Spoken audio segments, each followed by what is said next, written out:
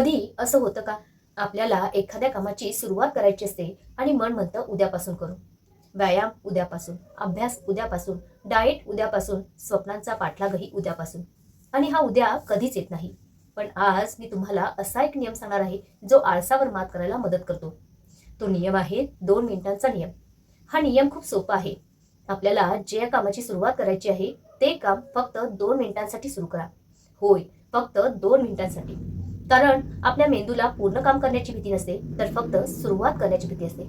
एकदा का सुरुवात झाली तर पुढे काम सुरू ठेवणं कठीण नाही. समजा तुम्हाला 2 तास अभ्यास करायचा आहे. अशा वेळी मन घाबरतं. पण फक्त स्वतःला एवढंच सांगा, आज मी फक्त 2 मिनिटांसाठी पुस्तक उघडून वाचणार. आणि 2 मिनिटानंतर काय होतं?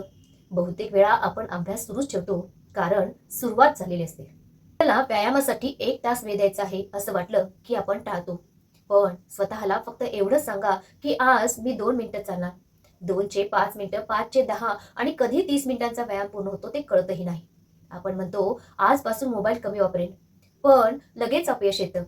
त्याऐवजी फक्त 2 मिनिटं मोबाईल बाजूला ठेवण्याचा नियम करा. हळूहळू 2चे 5 मिनिटं, 5चे 10, अर्धा तास आणि कधी 1 तास पूर्ण होतो ते कळतही नाही. मोठे बदल हे छोट्या पावलांनी सुरू होतात. आपण अनेकदा प्रेरणा शोधत बसतो, पण यशासाठी प्रेरणेपेक्षा सुरुवात महत्वाची असते. कोणीही पहिल्या दिवशी मॅरेथॉन धावत नाही. कोणीही पहिल्या दिवशी पुस्तक लिहत नाही, पण प्रत्येक यशस्वी व्यक्तीने एक छोटी सुरुवात केली होती. आज हा व्हिडिओ पाहून फक्त प्रेरित होऊ नका. आज एक निर्णय घ्या.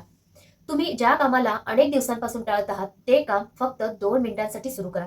अभ्यास असेल, वाचन असेल, व्यायाम असेल, तुमचं स्वप्न पूर्ण करण्याचा प्रवास असेल.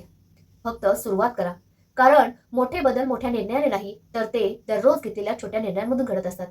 तुमच्या आयुष्यातील सर्वात कठीण 2 मिनिटं म्हणजे सुरुवातीची 2 मिनिटं. जर ती जिंकलात, तर पुढचा प्रवास खूप सोपा आहे.